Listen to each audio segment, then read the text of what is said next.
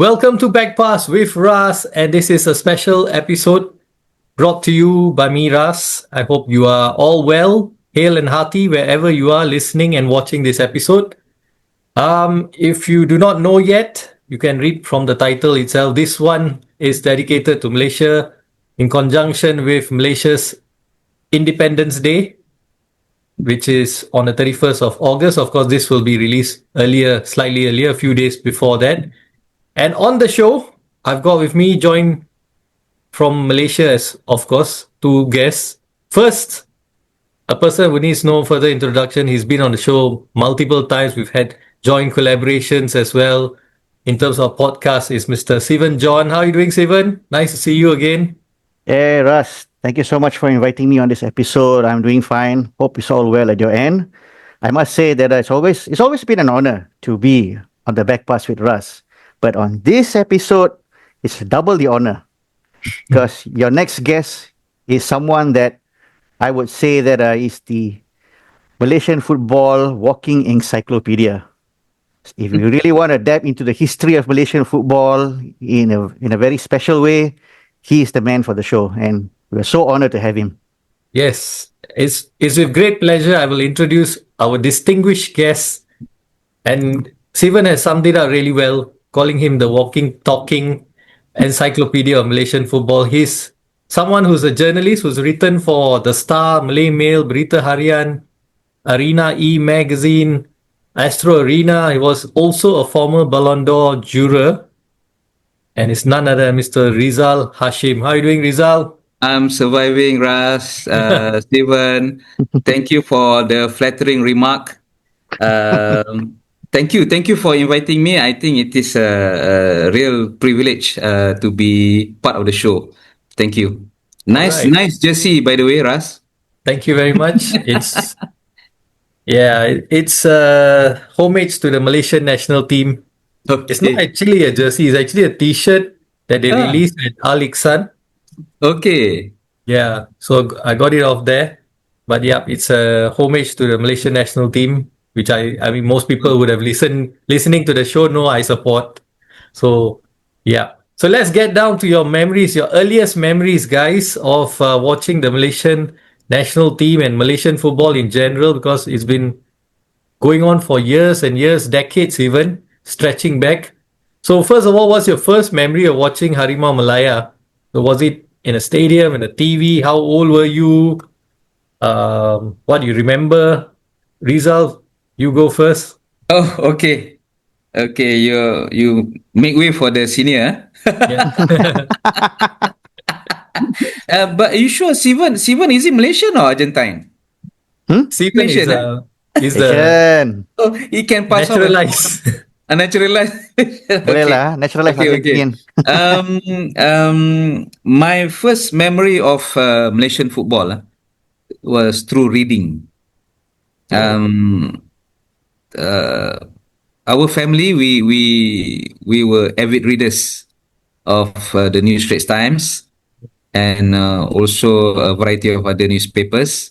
So, at an impressionable age, I was hooked by the match reports presented by the journalists those days in the 70s.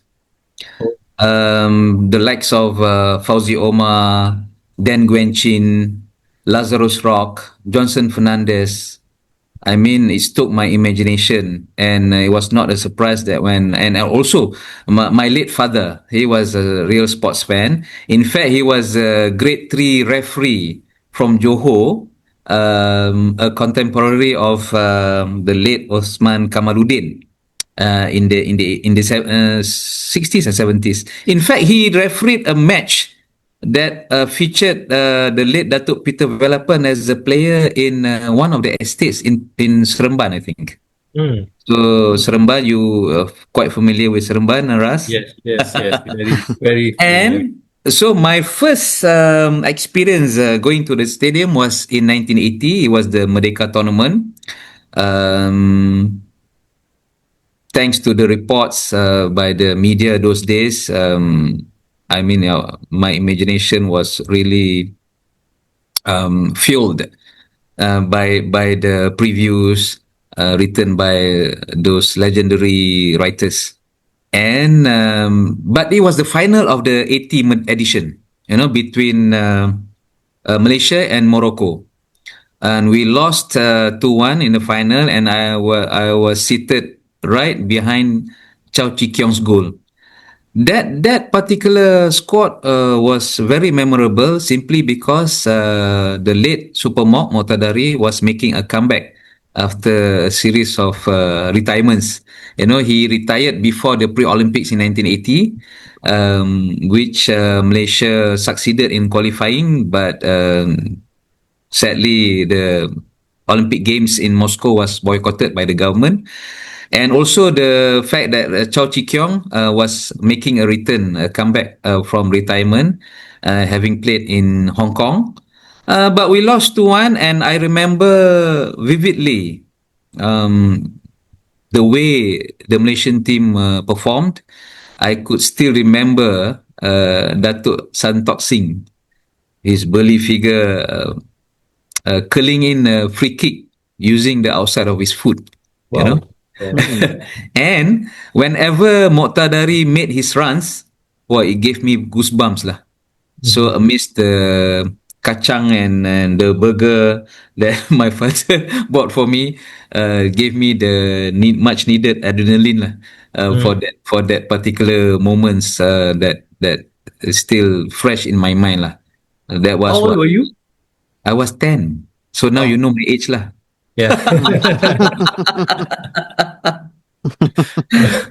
Get to the match. Yes. Still looking young. Still looking young. No worries. Thank you. Another flattery remark. Yeah.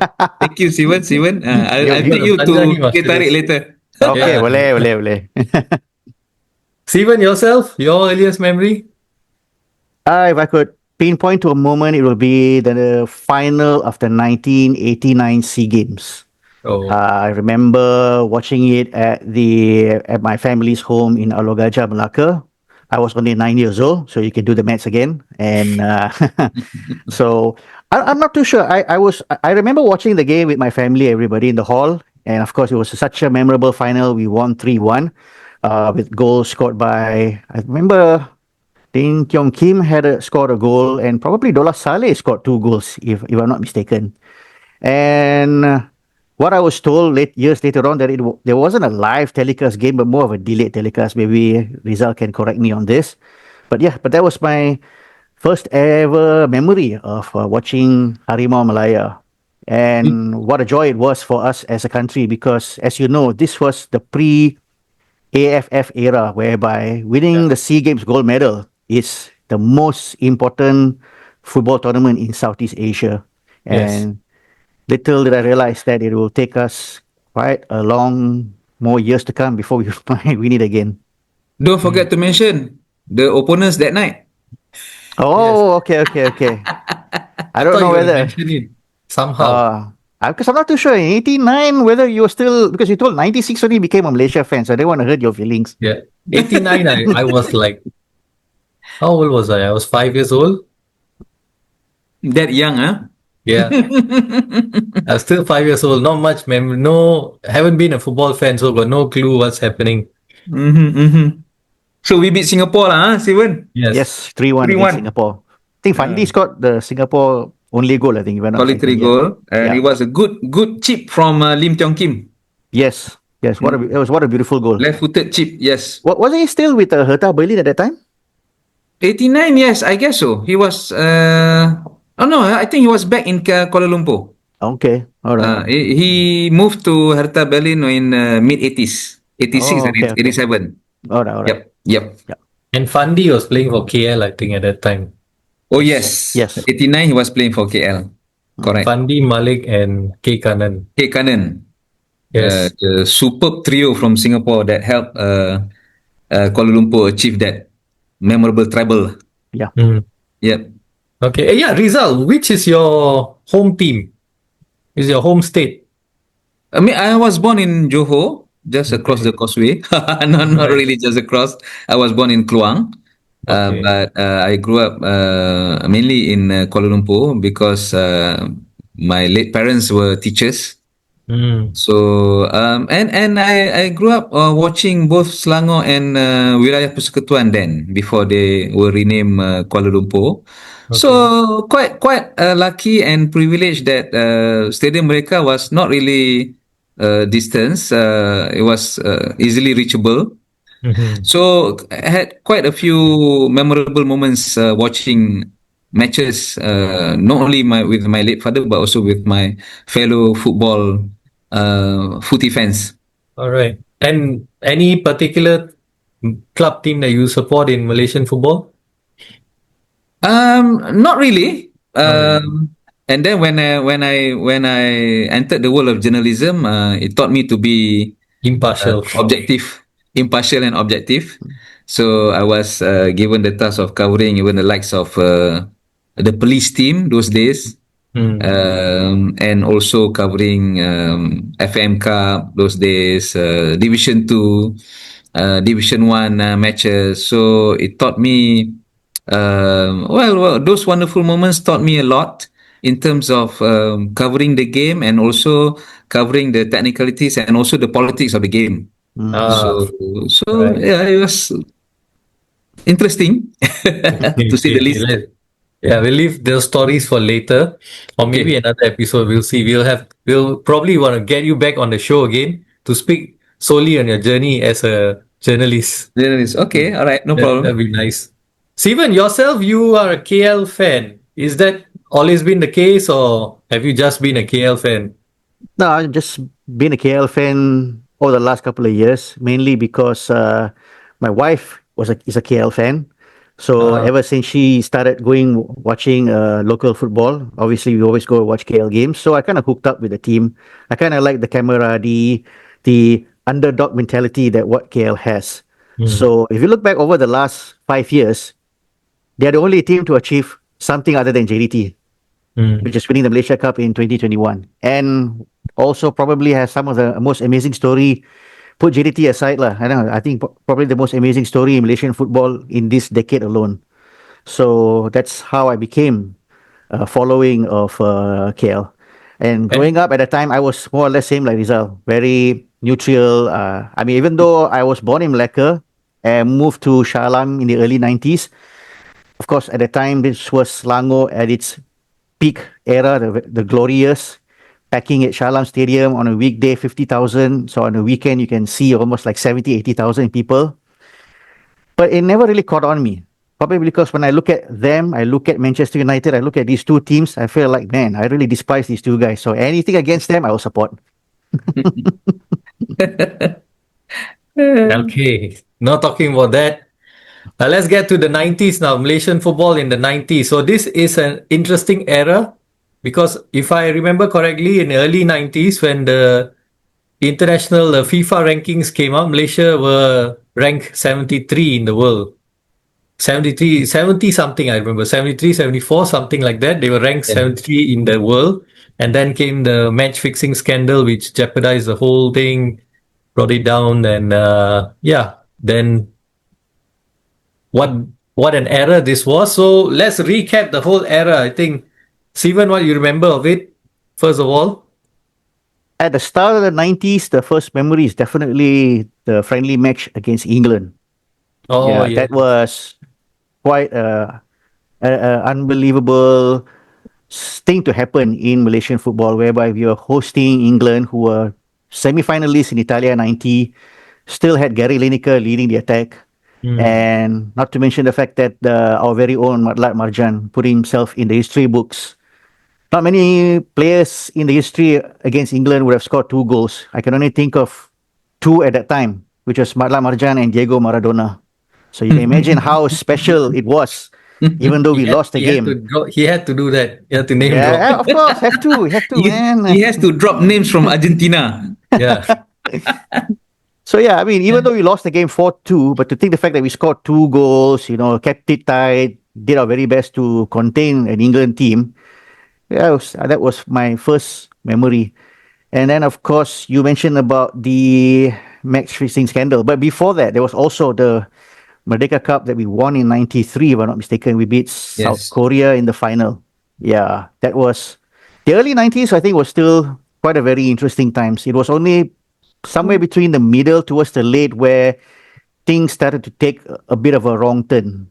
And, I think Rizal will be able to share a bit more on that era. Yes, Rizal, tell me Yes, your memories. Sivan, it was interesting for you to start the conversation with Matran Marjan and Maradona. You remember what they had in common? Apart from the letter M in their surname. No, no, they were both left-footers, natural Oh, okay, left-footers. okay, okay. Yeah? Right, right, right, right. Just a lesson in history for us and you. Lah. Okay. Okay. Well, Well, it coincided with my entry into the world of journalism, sports journalism per se. And to me, the decade was defined by two things. One, the match fixing scandal in 1994 and 1995. We lost a whole generation of footballers, much to our detriment. I think more than 120 players were hauled up, investigated, questioned, and uh, and eventually were either suspended or banned for life. Some of them were banned for life, and some of them were handed out the Restricted Residence Act. So they were banished into, you know, banished into certain areas, and they were forced to forget football. And also the fact that Malaysia, in a matter of 2 or 3 years later, that we hosted the FIFA World Youth Cup in mm, 1997. yep. Yes. It was a great opportunity to advertise what was best about Malaysian football. It was an opportunity to bounce back from that scandal. But when I was covering for Berita Harian at that time, when 1995, it was Claude Lohua's turn to be the coach. And when two of his players were hauled up while they were in training session, so he told the press at that time that he was akin to losing a limb, because two of his best players were hauled up by the police. And I could remember on one of the back page stories that we carried in Berita Harian. One of the players confessed to taking money from a fellow player, a teammate in Terengganu. But I would not want to mention names. Mhm. But it was a big blow to the team and to the Malaysian team simply because of the fact that he was the engine of the team.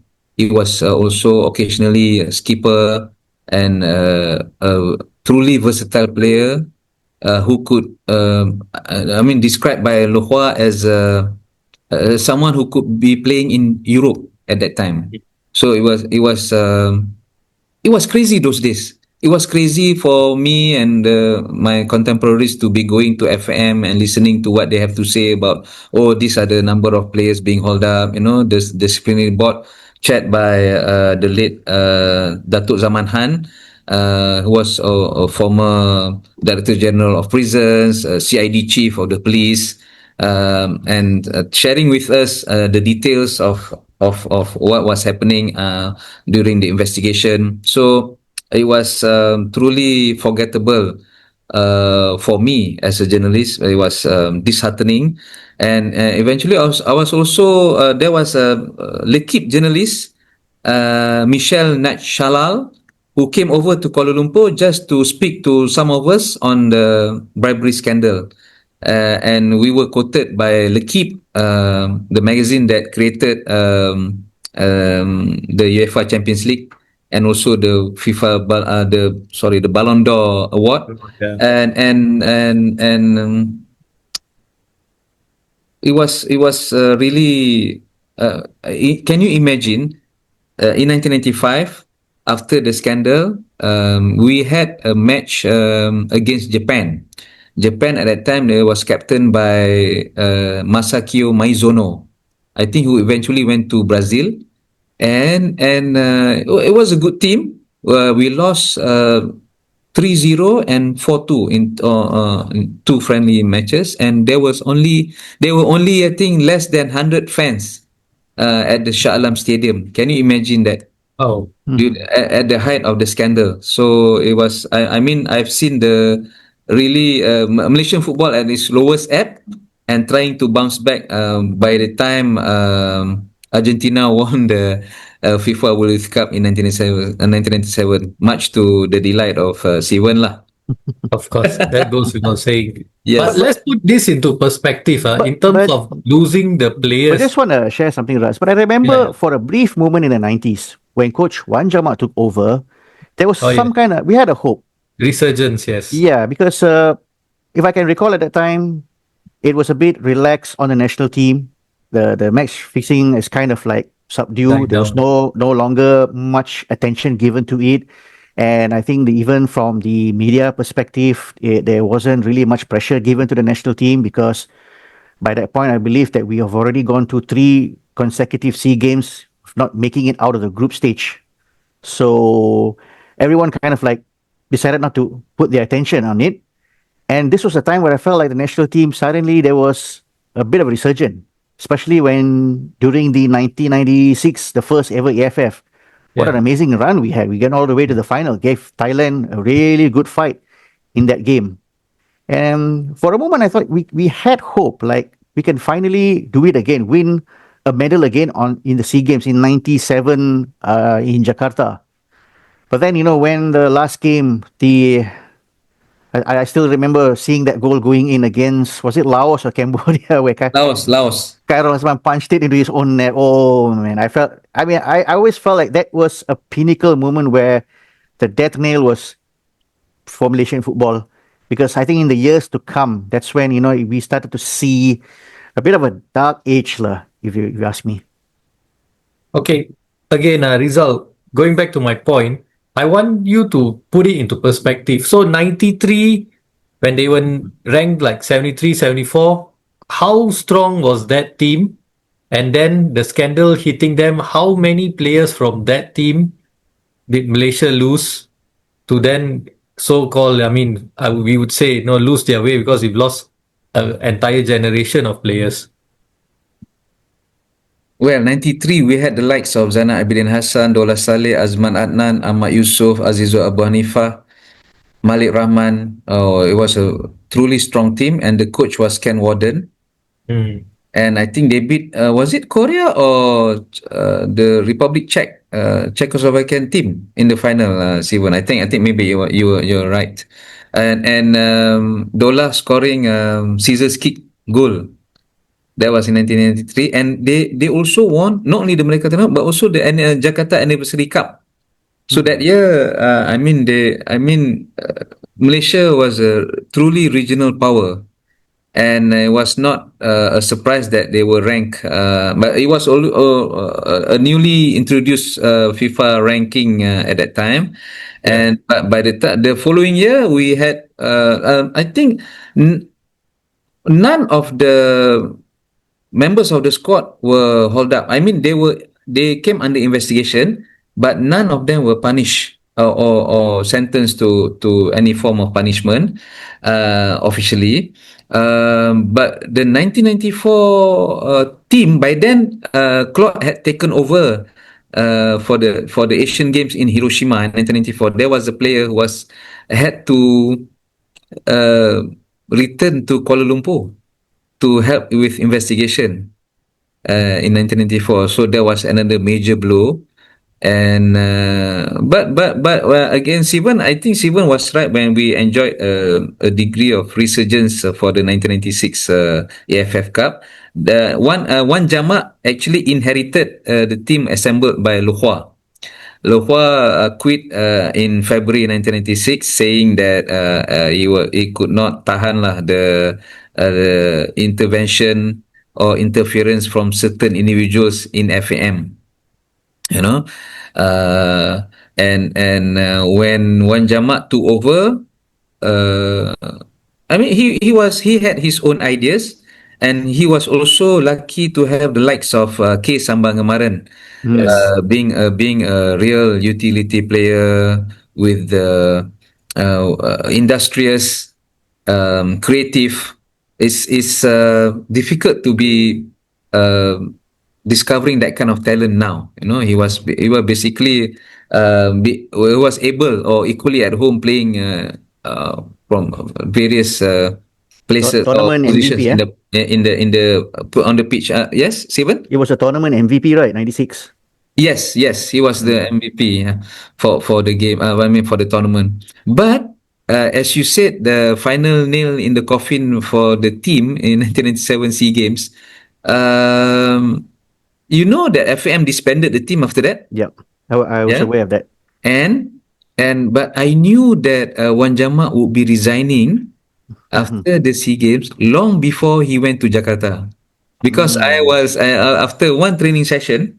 I drove him to the Subang Airport. At that time, no KLIA, still Yeah. Subang Airport. Mhm. From Wisma FM, I drove him to Subang Airport, and he was telling me that in confidence, "Oh, this is I'm going to quit after the Sea Games." But I did not write the story eventually. And when he announced his what they call he when he resigned right after that defeat to Laos. I know. I think some of the press went to town with it. I mean, everyone went to town with it. But I knew beforehand that he was quitting after the Sea Games, regardless of the result. So, but when FM decided to disband the team, I think that was also another mistake, because then you lose the momentum, and then the FM tried to rebuild the team by relying on the core of the players from the 1997 World Youth Cup squad. Mhm. But they, having to bridge the gap between the two generations was difficult for Hatim Suisi. I think they went for one tournament. I can't remember exactly what tournament was that. But then Abdul Rahman Ibrahim took over officially in 1999, and again we suffered the ignominy of losing 6-0 to Indonesia Yeah, in the 99 SEA 1999 Games. Sea Games in Brunei. 99 SEA Games, sorry. 1999 Sea Games, Yeah. yeah. So then from that was the final what do you call, the final tournament or competition for that decade lah. Before Yes. we enjoyed another spurt of success under Alan Harris, that will be another the following decade. Mhm. Yeah. Any standout players, any or rather not standout, but any underrated players from this era? From the 90s, Yes. quite difficult to pinpoint lah. Mm. I can't remember offhand, because I think most of them were given the proper or Even their accorded due. prominence that they deserve lah. Mhm. But maybe Sivan has other ideas. Samsudin Abdul Yeah. Rahman. Steven, you have anyone? Oh, okay, okay. I Shamsuddin, remember. but he I was remember a the flying striker header for against national Indonesia. team. I He think he was scored. also a key player in Yeah. 1996 AFF Cup. Mhm. Yep. Yep. Who Mm. was it again? Sorry. Samsudin Abdul Rahman. I think he was with Sarawak Okay. at that era. Sarawak striker. Yeah. Yes. And another name I would like to think of is Yap Wai Lun. What an Ah, amazing yeah, player for why Sabah. you? Yeah, yeah. He played for Yep. Negeri, I remember. Yeah. Yeah. Wailun was a real midfield dynamo, the thinker of the team. So diminutive but big in heart and creativity. Stamina as well. Yeah. Yes. Yes. Stamina is the one that stood out for me. Okay, this era, right, on the 90s, the Malaysian national team aside, the Malaysian league, how was it what was your opinion on how the league was in the 90s? Sivan Steven? or myself? Sivan lah. Yeah. I would sum it up as colorful because despite the fact that we endure so much trouble on the international level with the national team, the league was still thriving, was still, going from strength to strength. As I mentioned earlier, Selangor at the Shah Alam Stadium is opening a whole new era. I remember in 1996, they used to give us stats of gate collection of each team every week in the Malaysian Football League. And Selangor will be leading by almost a mile. It's almost like they are in a league of their own. And if I'm not mistaken, a lot of that gate collection money was helped to contribute for the 97 World Youth Cup. Correct me if I'm wrong here. So, Yes. Yes. yeah. So it was a colorful era. Stadiums were packed and full, and most of the teams were, it wasn't really like you had. of course, in many ways, Selangor was a little bit stronger than the rest, but you always had other teams like Sarawak, the Sabah team of the 90s. Pahang definitely should be right up Yeah. there. A lot of teams were able to shake Kedah things as up. well. Kedah, yes. A lot of teams were able to shake things up here and then. Yeah. Yeah, Basically, the league was unpredictable, lah. Yeah. Unlike today. Yes. And imagine the league, it was making a transition from semi-pro To from professional. 89, and then eventually becoming professional in name, at least, in 1994. So, but that same year we had to be, I mean, the bribery scandal took place, and it's what they call, when it became the lowest ebb of Malaysian football. But again, the league was thriving, like what Sivan said, and the fact that it was fueled by cigarette money. Oh It Mm. was yes, fueled by cigarette young. money with, and basically FM was getting up to 40 million or 30 million a year, excluding the advertising and promotion budget Mm. from Dunhill. Mm-hmm. So you could see from every corner at the traffic light in near the stadiums all over the world. I mean, nationwide, in Kota Baru, Terengganu. They were promoting the games on a weekly basis.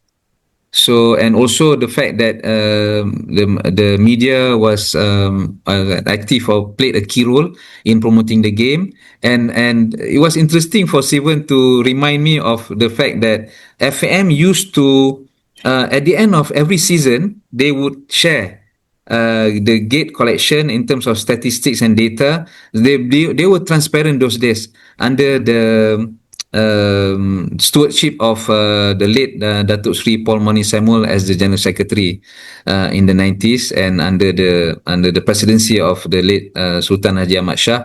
It was good to be covering the league, and the fact that we had so many teams vying for the major honours. So it was quite hard to predict who would become the Malaysia Cup champions or the league champions. So I think every team took turns in being crowned champions in various competitions. Yep. Mm.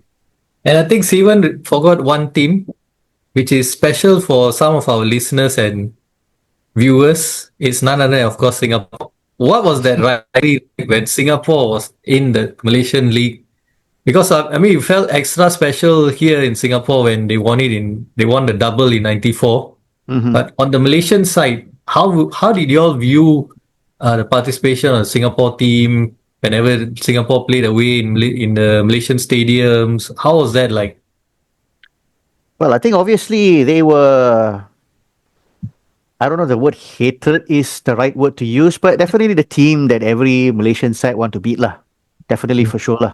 And of course, the rivalry with Selangor especially was very, very big at that time. Almost Yeah. like an El Clasico game by itself. And of course, I'm not sure Rizal is aware of this, but in 94, because my favorite player in the domestic league at that time was Abah Saad. I loved him he was in Johor, which made me such a happy fellow in Shah Alam. And all my classmates all were crying. I was the only guy happy. So, and then of course, we went to Singapore. So I was supporting him as well. Again, I was the happiest guy in my classroom because we knocked Selangor out of the Malaysia Cup semi-final that year. Yes, yes. Yeah. Yes. So when Singapore left in '95, I kind of felt like there was a huge void that needs to be filled because of that rivalry. But luckily enough, as I mentioned earlier, so many other teams came to the fore. We had a new era for teams like Perlis, like Sabah, moving to a new, more modernized stadium with floodlights, playing under the floodlights and all that. So those teams quickly filled in the void. Mm. Rizal yourself? Oh, 94, I remember the final for the simple fact that my relatives across the causeway came over to our place to watch the final in 1994. It was an emphatic win by the Yeah. Singaporeans, and it was in fact the first time I came face to face with Fandi. Mm. Mm. in a proper manner.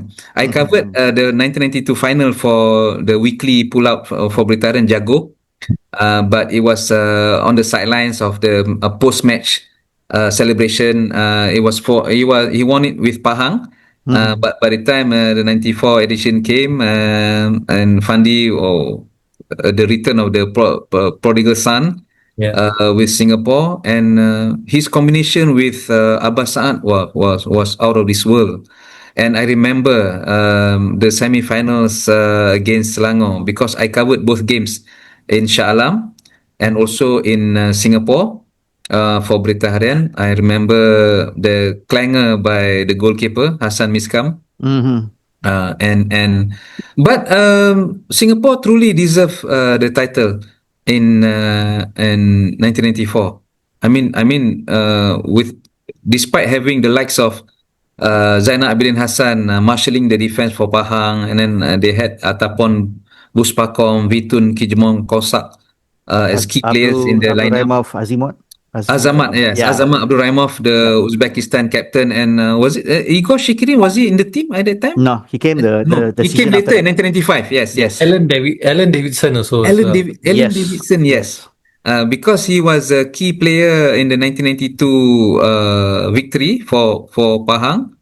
But losing 4-0 uh, for the Pahang team, it was demoralizing. Mhm. Yeah, but I went, and I think my colleague Hawari went to the Singapore camp as they were in celebratory mood. I was tasked to cover the downtrodden guys with Pahang camp. It was but the final was such a contrast, yeah, contrast of two teams, and really Singapore deserved the win. And that night, of course, my relatives from Singapore were, I think two or three cars from Singapore came over to Wow. my place, came over to my late parents' place, and they were in celebratory mood, and but they truly deserve that momentous occasion. Yeah. Yep. And do you feel like Sivan, there was a void when they left? Of course, because at that time, FM came under intense pressure, to remove Singapore from the competition.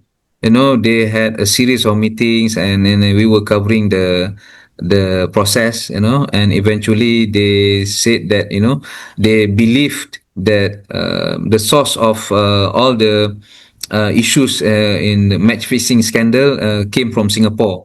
So eventually they decided to get rid of Singapore lah. But as a media personnel, we felt the huge void. But eventually, other teams made that step up to make the league as competitive as before. Let's move on to the 2000s now, the noughties. We've already alluded to this point under Alan Harris. There was a resurgence in the Malaysian football. So, talk us through this decade, the 2000s. Rizal, sorry, forgot to Uh, mention. okay. Well, it began in earnest when Alan Harris took over as the national coach in late 2000. Sorry, late. Was it? No, no. He came over as a national under 23 coach because the senior team was being coached by Abdul Rahman Ibrahim, and his main task was to form a credible team with the potential to win the gold medal in 2001 SEA Games. Mhm. And as to do justice as host of the games, and he assembled quite a good team with the likes of Shuko Adan in the manning Yeah. the engine room. Um, who Indra else? Putra? Indra Putra, yes, Indra Yeah. Putra. Indra Putra was in those who were born in 91 category, together with Akmal Rizal, with Rizwan Razi, with Irwan Fazli Idrus, with Nur Hafiz Zamani Misbah. They were basically the second layer of the team, supporting the core players like Nizaruddin Yusof, Hairuddin Omar, Mhm. Shuko Adan, and Akmal Rizal. So at that particular time, Akmal Rizal was also um, was also he was playing in France.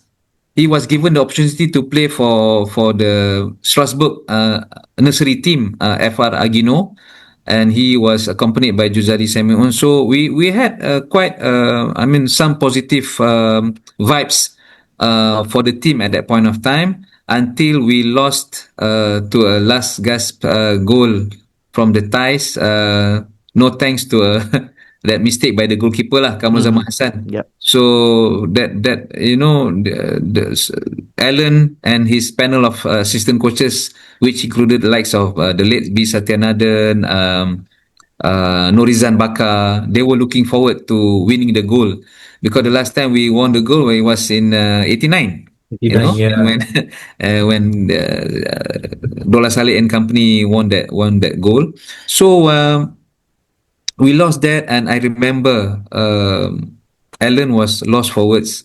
His face was really, his face turned red, and he felt that there was something amiss. But later on, when he became, I mean, more rational, he said that he was really truly disappointed with that defeat. And overall, the decade, it was a mixed bag of memories. We had the likes of Batalan Bishke coming over, the Hungarian coach taking over the team from Alan Harris, and then we hosted the 2007 Asian Cup, co-host with three other neighboring countries, and Satan Aden helming the team that won the Merdeka tournament in 2007, Mm-hmm. and taking over the pre-Olympic team in 2008. So and eventually with that 2010 victory under Datuk K Raja Gopal. So it was a mixed bag for me. And also, I think I'll point out about 2002 Tiger Cup as well. I think that was sweet memory beating Singapore 4-0 in the National Yep. Stadium. Thank you for reminding me. Yes, Akmal Rizal, two well Yes. taken goals. Akmal Yes. Rizal, so two well taken goals. Indra Putra Thanks, as well. and the Indra Putra, thanks to his stint in France. Mm. Mm. So I think was it the team manager at the time, Tan Sri Ibrahim Saad, or Alan Harris was celebrating his birthday in Singapore not Mm. long after that victory 4-0, and such was the strength of the team that they were also able to beat the Thailand. Thais comfortably 3-1, I Yes. think. Yes. And can you imagine the attacking triumvirate? Haryuddin Omar on the right, Akmal Rizal in the center, and Nizaruddin also in the center, and then Indra on the left, and the likes of Subri Sulong with his dribbling skills. So that was really a good team that Alan Harris managed to assemble. But the sad thing was that the team never fulfilled its potential. Yes. So that on that point as well, in this era, the 2000s, I think there were a few occasions where Malaysia, um, especially in the AFF, they kind of entered the tournament like underdogs. They punched above their weight. They did well, got to the later stages of the tournament, but then they just fall short of reaching the final or losing the final. So, what you felt was lacking then in this era for the Malaysian national team? Sivan or me? You, Oh, Rizal. okay. I think the winning mentality was lacking in that team. They had a good mix of players in terms of technique, and also in terms of tactics. Alan Harris managed to assemble a really a good team, but I think they fell short when coming up with Indonesia. I think it was in Jakarta when Bambang Pamungkas netted that solitary goal through a header, and they could not bounce back from that slim lead by Indonesia. So in terms of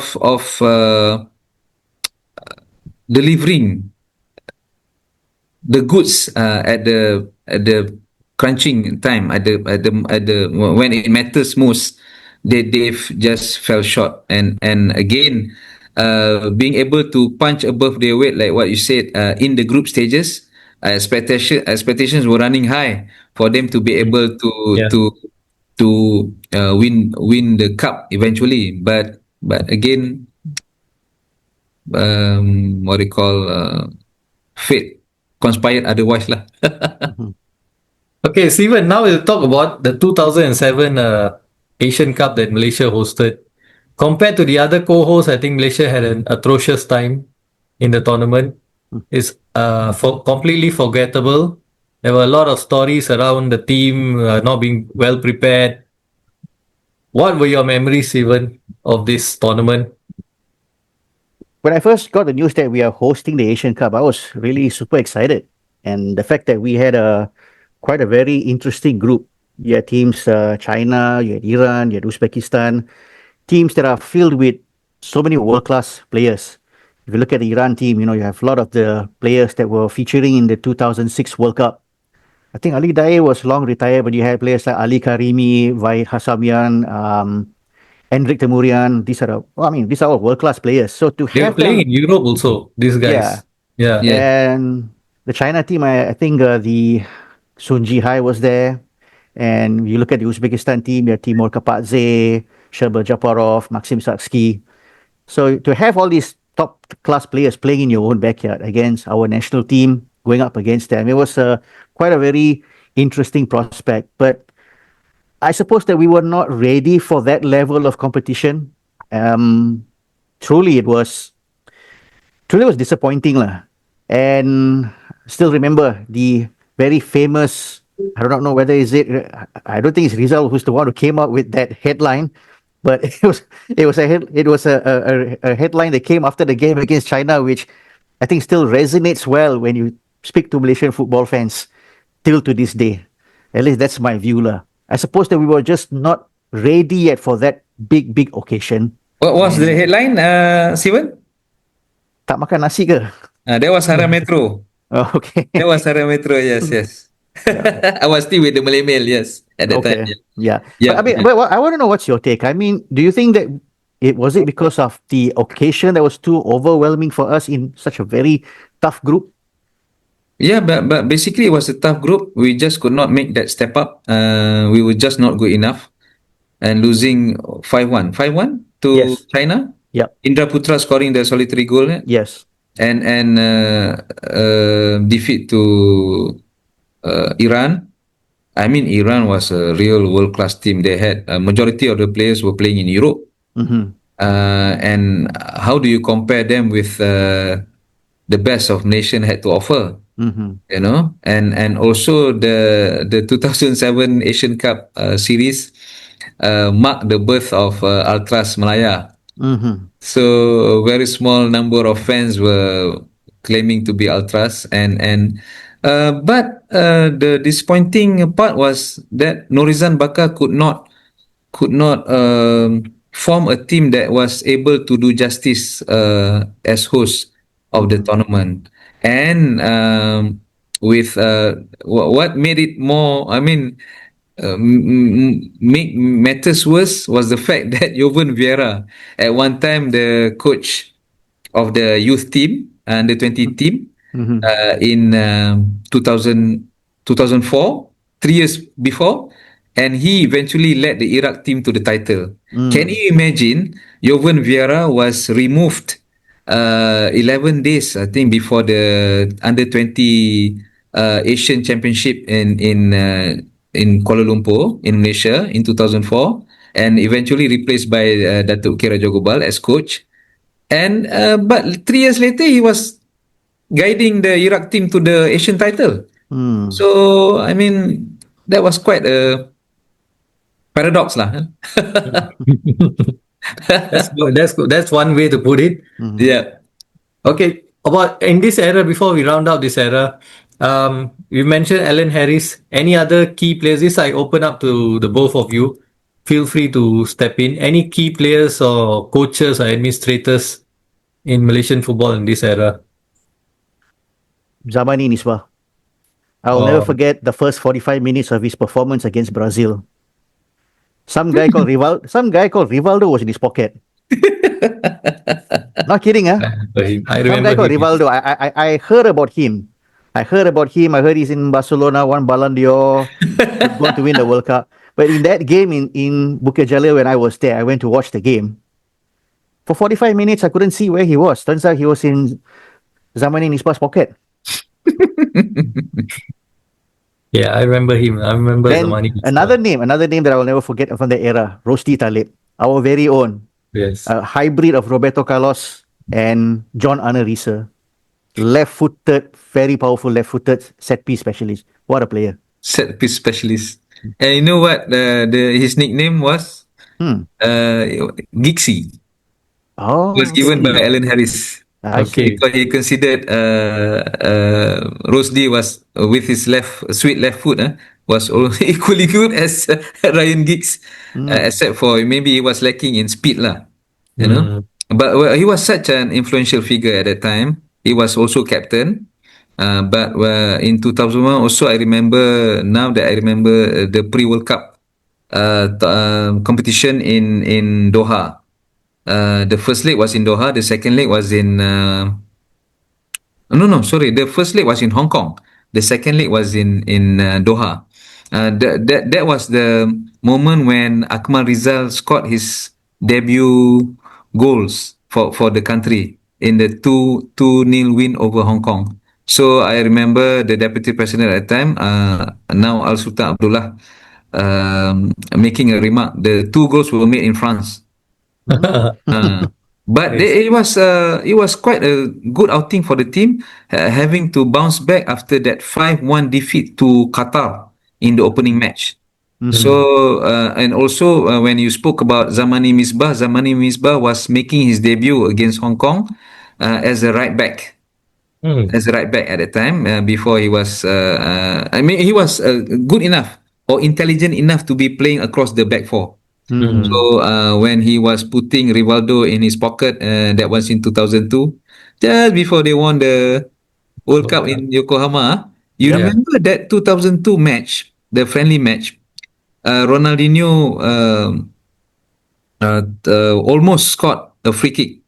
It Yes. was a 40-yard from against Azmin Azram Aziz. Azmin was able to save that, tip it over the bar, but David Seaman could not Could save not do so. could not Yes. could not do so when the World Cup came. But from the opposite angle. Yep, Mm. Ronaldinho. Yeah, that was a memorable moment. Yeah, and don't Okay. forget the fact that we also played against Man United. Oh, Yeah. yes. Yes. Uh, 2000. Even I in the mean, 90s also, I think you've had played United a few times. in the In 90s fact, was a Selangor selection that played Man Selangor United. selection in the 80s, Hmm. and then 1995 they came over. yeah. They played Selangor selection. And there, it was 2009 when the Star was beaten by Amri Yaya's Mm. Mm. stupendous volley. Yep. Yeah, that 2009. was brought up recently on Instagram as well Yeah, by yeah, yeah, Ben yeah. Sa himself. Yes. They met in person, yeah, Yeah, yeah. after They were all those years. reunited. Yes, yes. And Yeah. Van der Sar remembered. Yeah, correct. I felt and noticed that we were quite a bit unlucky. Lots of near miss moments. Yeah, yeah. I agree. 2002, 2005, and also 2007. Bittersweet to lose to Singapore on penalties. Yes. I think in any one of these competition we could have won our first EFF, but I think Fated had a very special story for it, so we had to wait a little bit longer. Mm. Yes. Now going back to the eras before the 90s. So Rizal, need your knowledge on this Hmm. and your expertise. When we talk about the golden era of Malaysian football, which era comes to mind? Well, I mean, since I'm old enough to remember what happened in 70s, I Definitely. guess when the 70s, Malaysia qualified for the Olympic Games in Munich 72, and it coincided with the emergence of a great generation, featuring the likes of Datuk So Jin An, Datuk Santok Singh, the late Datuk R. Arumugam, Datuk Mokhtar Dahari, you know, and but I think at that point of time, Malaysians were inward looking because we felt that the Merdeka tournament was the World Cup Was Okay. the World Cup of I mean of the World Cup lah, was the Mm-hmm. ultimate competition. But when in fact it was only an invitational tournament.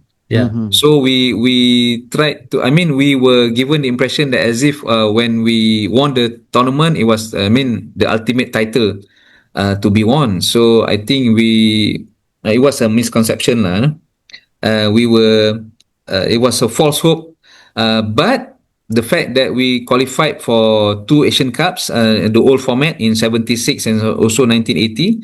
So to me, there was the golden years of Malaysian football, and also the height of Malaysia Cup excitement lah, with Singapore winning the '77 edition with the late Uncle Chu Seng Kui as the coach, and the emergence of Fandi Ahmad and his generation. Really, truly memorable decade. Mm-hmm. And Sivan, your memories of that generation, and also I would like to know from your perspective, is this generation now in Malaysia seen as the be all and end all for Malaysian football, that the benchmark to hit for the national team? Yeah, it still is because when you ask any Malaysian football fans, those who are long enough to remember that era, they always will compare any team that subsequently came after that to that Yeah. respective era for so many reasons. The success they achieved, qualifying for the Olympics, being at the continental tournament, and not to mention the fact they also won bronze medalists at the 74 Asian Games in Tehran, which is a huge achievement back then because the football tournament in the Asian Games was considered like another version of the Asian Cup, a continental title by itself. And not to mention the fact the composition of the team, the multiracial, Yeah. which was such an important factor. So whenever we talk about that era, we used to glorify all these factors, lah, basically. And do you think the present generation, the younger generations, the one that came after, do they remember this generation fondly, or do they even remember this generation? My perspective is that it's a little bit mixture because while they appreciate what that era has achieved, they also start to wonder like where did it go wrong? Like what happened? Why wasn't there a conveyor belt that Mm, continued after that? mm, And some or other, there's always this argument of loss in translation. Like, those players from the era, were they too comfortable playing in Malaysia? They didn't decided to go overseas, test the water, playing against, in a more tougher environment. There, then maybe they would have opened the gates for more players to go through. I think it's a very subjective discussion. We can't just pinpoint it from one angle. There's a lot of factors that needs to be taken into consideration. Back then things were a lot different than how it is today. Society was more laid back. Things were not so intense and pressure as it's today. So I think it requires a whole set of discussion by itself, lah. There was no social media, even. There That's was another no thing. social That's another media, thing. Yeah, and that's. then the mainstream media was the only source of information Mhm. and entertainment. And Merdeka tournament was basically the only source of major football competition for Malaysians, apart from the club competition like the Malaysia Cup and such. But to me, today's generation, they don't give two hoots about what happened in the Yeah. 70s, 60s. They don't bother to look up with I mean the rich history, because we are a nation of steep in tradition, and with the likes of the late Tengku Abdul Rahman being a major driving force in Asian football, but they if you ask any of today's generation, they would say, oh, the Malaysian team achieved nothing because it was carved out during the amateur days. Now it's fully professional. Now it's all about trying to win at the highest level. And now you have so many competitions at ASEAN level, Asian level. And if you're able to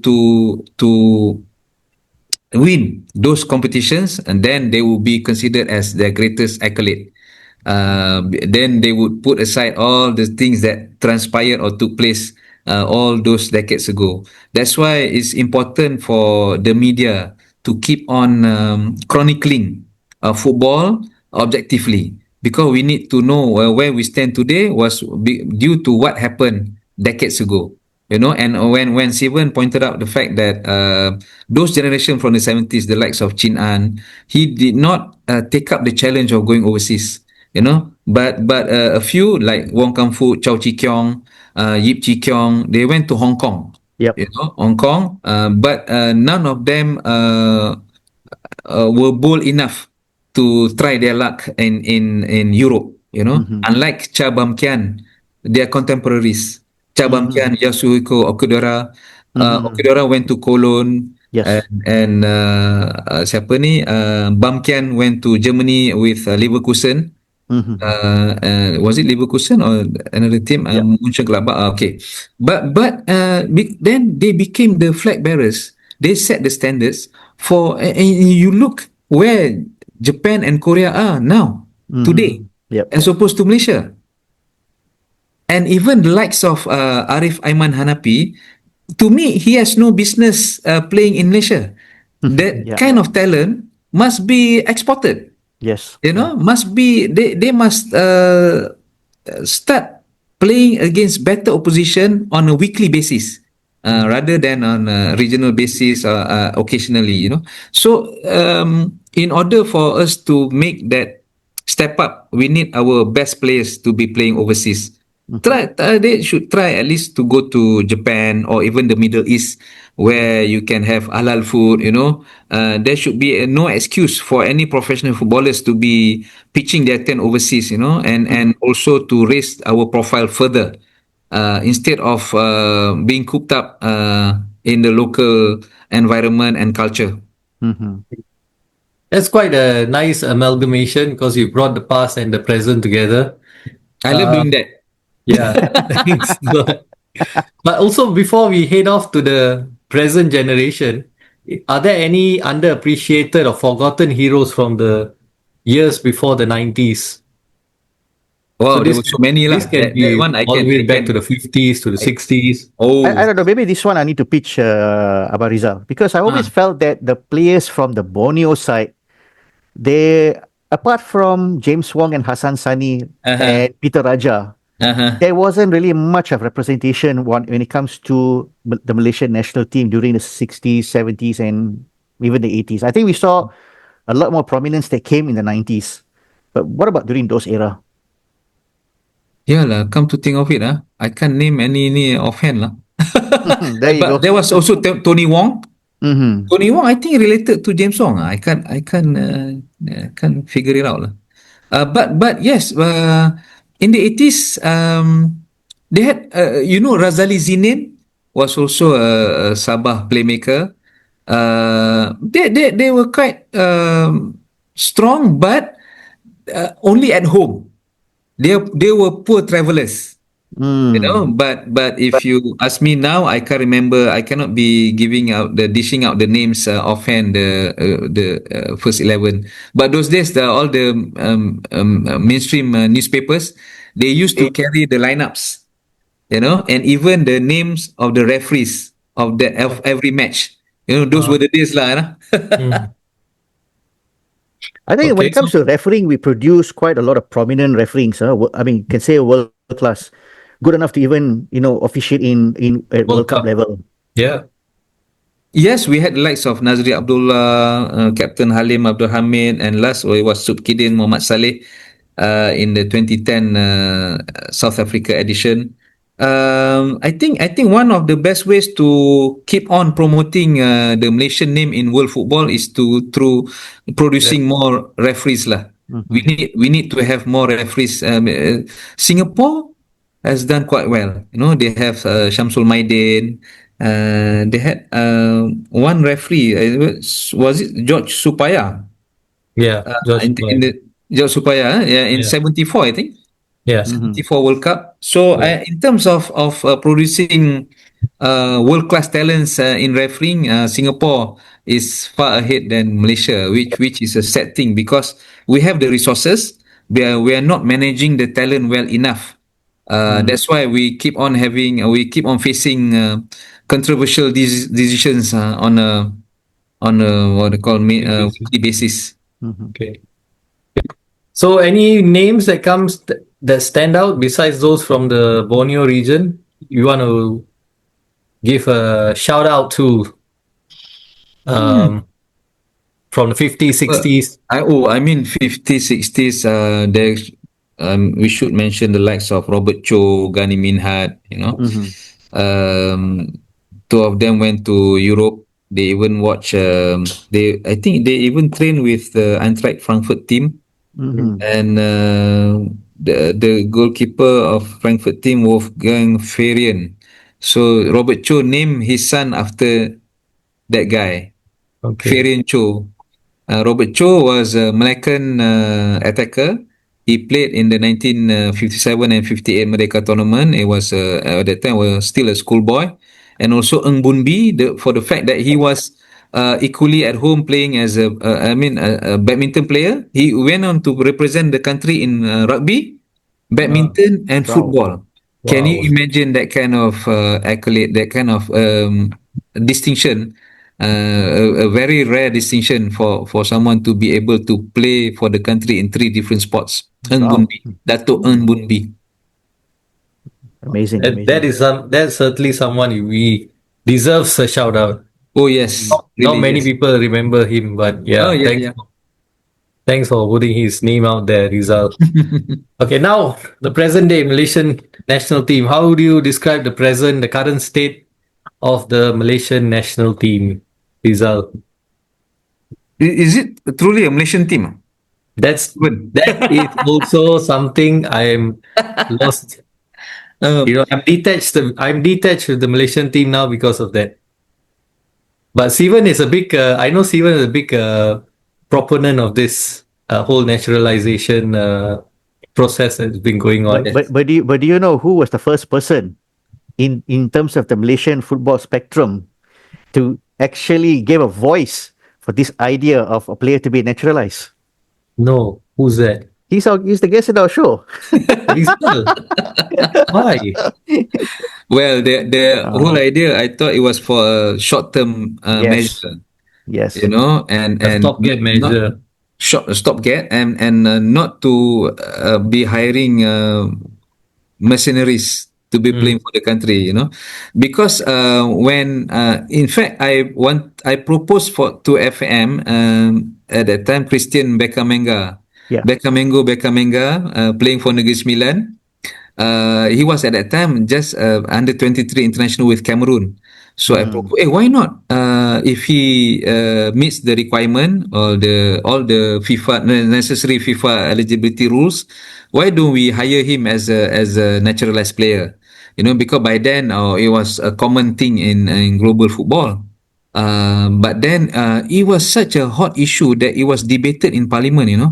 Now, mm, the FM big wigs were not agreeable to the idea. Mm-hmm. But and then eventually when Tan Sri Ibrahim Saab became General Secretary, he was interested because he took what they call an example was provided by the National Sports Council by taking in Irina Maharani, a former World Cup shooter for Ukraine, Hidayat Hamidun, a weightlifter, and also Yuan Yufang, a race walker in athletics. They Mm-hmm. were given Malaysian citizenship to represent the country just in time for the 1998 Commonwealth Games in Kuala Lumpur. So by 2005, Ibrahim Saad wanted to identify a few players with Malaysian heritage. I think one of them was Sean Maloney. He was Mm-hmm. born in Sarawak, I think, Yes. or grew up in Sarawak. But then the idea died off until Tan Sri Hamidin Muhammad Amin became president in 2018, and he wanted this project to continue and to be given prominence. So in came the likes of Sumare. Sumare was here from young, 18 right? years old, right? Yeah. Yes. And then Liridon Krasniqi and Guilherme Di Paula as a striker. But Ras uh, favorite player tu. your favorite player? Di Paula No, favorite player dia. no, Di no. Paula. But Favorite. but then the fans were angry because this player, and I mean the options were limited because they had to fulfill the 5-year residential rule. So the options were very limited. And then only came, the next generation of players. But when we had the likes of heritage players, Brendan Gunn, to me, and Corbin Mm. Ong, they really added value Matthew Davies. Yeah. to the Yeah. team, and Yeah. they had a connection with the team due to their Yes. lineage and Mm. heritage. Yeah. Yes. But for now, Klamowski having to, he enjoys the privilege of having this naturalized or so-called naturalized players from Latin America, especially. Maybe Sivan is agreeable to to this idea, but we need to decide whether with this kind of players we need to be consistently qualifying for Asian Cup every 4 years, or we need to be winning at regional level consistently. So when you have this kind of the pool of talent at Klamovski disposal, we need to put a higher standard to it. We need to hold a higher standard. So this is the dilemma that they are in. And I think with the national team being virtually outsourced to a third party with a CEO, with maybe a budget, a massive budget from the federal government directly for the national team. So I think there's no excuse for them to be delivering the goods as a matter of time. Mm. Mhm. And the question I'd ask the both of you, we'll start with Rizal, is is this has this rekindled the spirit and pride in Malaysian football? This whole thing that is going through the naturalization of players coming in. Is there a lack of connection between the fans and the team on the pitch? Steven?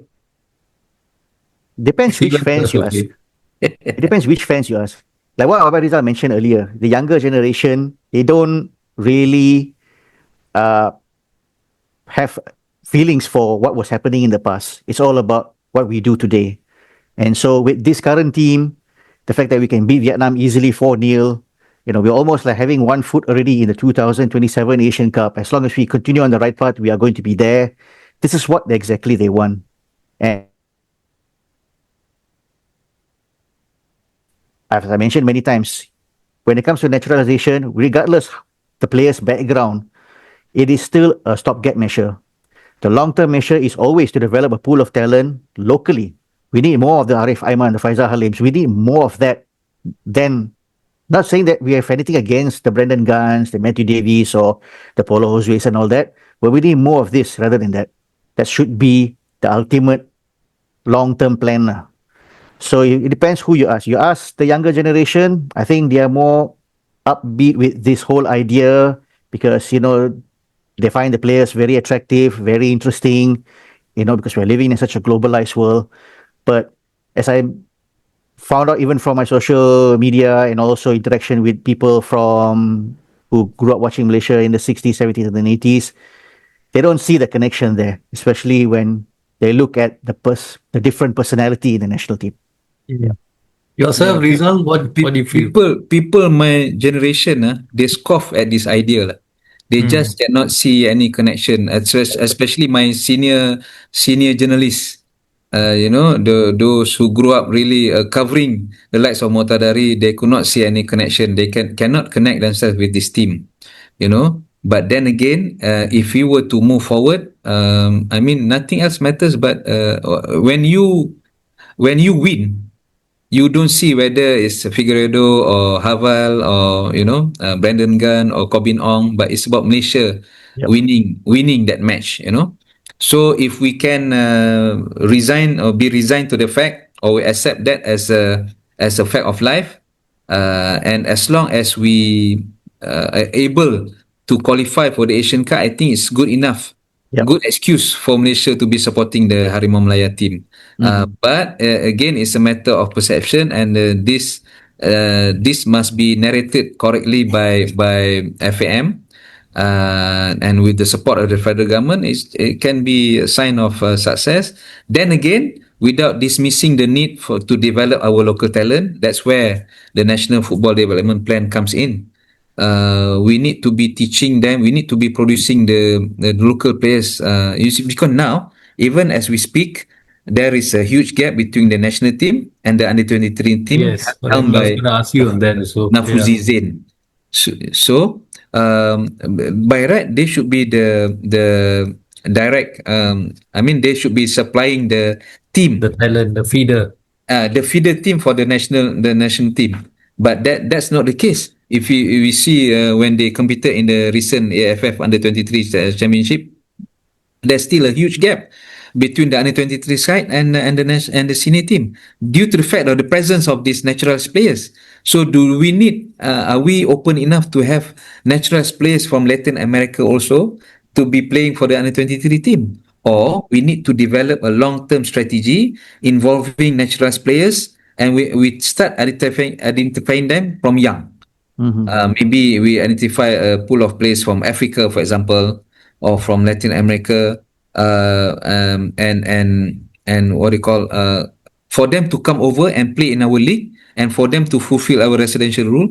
Imagine Baxon, if he had been 15 years younger, with that kind of potential, then he will be. I mean, you have to think. Like what the FPM has Qatar to did with think. Aspire lah. Yes, Mm. aspire. Yes, yes, exactly. But that means it calls for strategic thinking.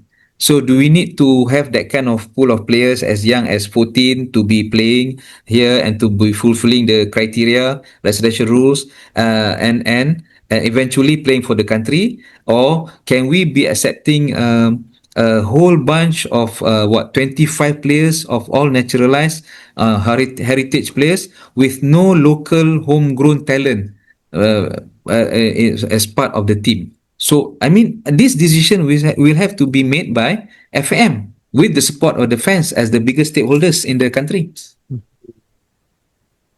Steven, talk about fan culture now. Behind Rizal, there's a very good example of part of the fan culture. I think it speaks volumes, and I think this is something that probably has gone out even to the worldwide media. The Yep. support of the Ultras Malaya. How important is it towards Malaysian football? That's one question. So share with me that importance of the fan culture created by the Ultras, the stadium atmosphere. Sivan. It's very important because a large part of the resurgence of Malaysian football in the years after 2010, especially when we won the AFF, is down to this whole buzz that created by fans, for starting from the ultras, and then it starts to go viral among all the other casual fans, and you start to go basically burst on social media and all that. Then you started to see that the atmosphere in the stadiums were a whole lot different than what it used to be back in the 90s. And even though at times the quality on the pitch was very underwhelming, but it's because of the noise that the fans that make tends to bring a certain quality of watching the domestic game. So it's very hugely important. And the fact that the Ultras are the ones that sort of spearheaded this culture of going to away games, because I don't think when I was growing up in the 90s that sort of culture really exists. If there were away fans, you probably will see them in Shah Alam Stadium or Merdeka Stadium, mainly to do with the fact that, Sabahans who are working in KL, going to watch to support Sabah, that kind of scenario. But it was very a seldom thing that you find Selangor fans willing to travel all the way to Kota Kinabalu to watch Selangor. So that away day culture is hugely important, and which is the reason why that today, even when Malaysia travels abroad, they are not alone. They have fans everywhere.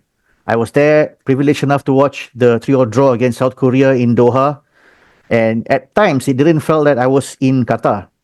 At times that it felt like I was in Malaysia itself because of the overwhelming number of Malaysian fans who made the trip there to go and watch that game. All right. And when did this culture start? This is something I'm trying to figure out. 2007? Correct. 2007? Right? 2007, Ultras were formally created. But you know what was the trigger, led to the trigger effect was when we won the 2010 AFF Cup. Thanks to Datuk K. Raja Gobal's team, it caused a phenomenon. I remember because after that match fixing scandal, when I saw for the 2011 pre-World Cup qualifying, Malaysians, across all races, were proudly wearing Malaysian Yep. jersey. Mm-hmm. So it was a phenomenon thanks to that victorious team in 2010. And when Malaysians start to travel, there was what but they were, I remember in 1999 when I was covering the pre-Olympics team. Malaysia was grouped with Nepal, Philippines, and Japan. Oh yeah. And they had the likes of Shinji Ono, Junichi Inamoto. That was a great team, even Tsuneyasu Miyamoto. So 5 years later, he was captaining Japan to the Asian Cup title. Uh, the Nippon Ultras, Mm. they were together, and my God, they came in hundreds of thousands in 1999. So I was telling myself, wow, but I don't see any Malaysian fans coming over. They were But here that in '97 also, no, for the playoff Yes, against Iran. yes, Yeah. true. But Oh, when I saw it for myself in Hong Kong, such a huge entourage of fans supporting that team, and of course it was a wonderful generation, and with Philip Trussier complaining to the media, where if I had brought Hidetoshi Nakata with me in Hong Kong, there I would have to entertain 300 or 400 journalists along, tagging along, So it was such a wonderful moment when I saw this Ultras Nippon to be supporting their team, and thankfully their Malaysian counterparts have made that step up and continue to support and traveling with the national team. That's a huge boost for the team. And again, when you talk about the presence of Ultras at the stadium, somehow or other the Malaysian players will be able to raise their game when it matters most lah. okay. Now, before we end, your final words towards the future generations of or next generation of Malaysian players. What would you like to say to them? Any message? Sivan lah, Sivan. Future generation, I do hope that they will take up the challenge too. I mean, I think at the moment right now, the only thing that I can expect from the local lads is to take up the challenge to go abroad lah. That's probably the one thing that I would like to see more of it happening. And I did tweeted about this a few months back, that even moving up north to Thailand doesn't seems like a very bad option, because if you look at the Thai Football League over the last 10, 15 years, the ecosystem has really grown tremendously. I think there is now like four different level, if I'm not mistaken, including a lot of regional clubs as well. So if you look at the entire league system, it's very comprehensive, and it has created a pathway for Thai players to go to Japan. And now one of our own, Dion Cools, is also following that very same route. Even though I can understand that there is an argument that he is from the school of thought of Belgium football, which created Eden Hazard, Kevin De Bruyne, and all that, and that's why he's good enough to make that journey. But I don't see that I don't see it's a mountain to climb for local lads to take up the challenge. Go to Thailand, because I think culturally, it's not that difficult to adapt. And if they can do well there, then who knows? The next, maybe Japan could be the next destination. So that's my Yeah. only hope lah. That's what I would hope to see more, because in terms of the rest, I think more or less it's already there in place. We are taking the Asian Cup a little bit more seriously than we ever were before. It's far more important to qualify on a regular basis. So that's taken off. I'm not too sure whether we will be still winning another AFF considering the current football climate, because the AFF is not part of a FIFA calendar. And if that's the case, it will be difficult to get the best players to come and take part in that tournament. So yeah, that's pretty much my message lah. Okay. I would like, for me personally, I would like to see that youth football, the grassroots football, is not forgotten in Malaysia, and players come through of all races. I mean, it's such a big population. You've got your East Malaysia, you've got Peninsular Malaysia as well. Such a big population, so many different races. Everyone's got their different traits that they can bring to the national team. So I want to see that coming through, players coming through the youth ranks, that that is not forgotten. So that because now, like it seems like the whole focus is on the national team, bringing in this naturalized players to win in a on a short term basis. But then, what happens after that? So at the moment, it doesn't seem like there is a plan for after that. So my hope is they don't forget the after that, because if Malaysia forgets the after that, Malaysia will go down. I feel to even teams like Laos, Cambodia might overtake Malaysia if we forget about the next generation, the conveyor belt of talent coming through. So that is my fear and my hope that something is done on those lines. Rizal, I have a question. This is not from me, it's from someone who knew that this episode is going to take place. So Okay. this is a comparison question. Okay. Singapore football versus Malaysian football. How do they compare today? Oof.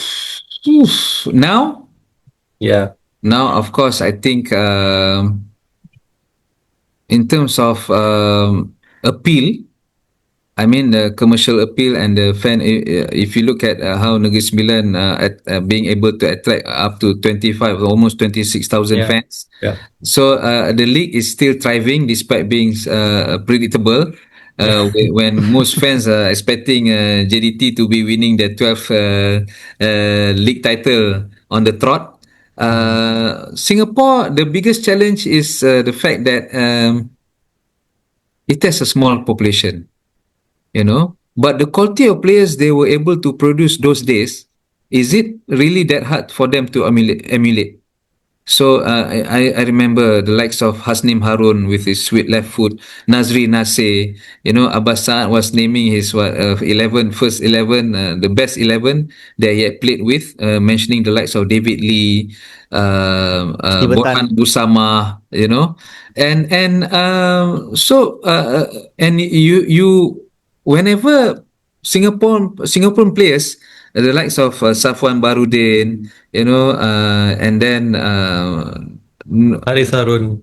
Haris Harun, yes, but no Alam Shah. Was it no Alam Shah? Yeah, yeah. No Mhm. That, Alam that Shah. those Indra Shahdan Daud. Rashadan. Yeah, I mean, Singapore is able to be producing that kind of talent, so it should be the only downside is the league.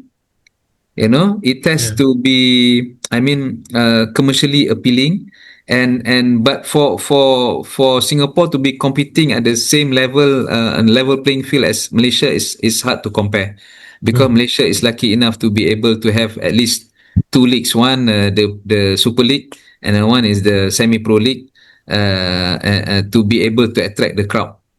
mm. And And is the rivalry still being felt today in Malaysia, the Singapore Malaysia rivalry? Not as much as in the 90s, Yeah, I but agree.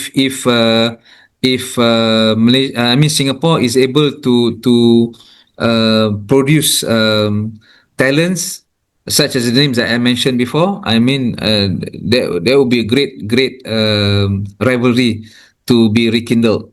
The problem is Malaysia will be represented by mostly naturalized players. So that would rob as a little bit appeal of the rivalry from Yeah. the mhm. memory. Yeah.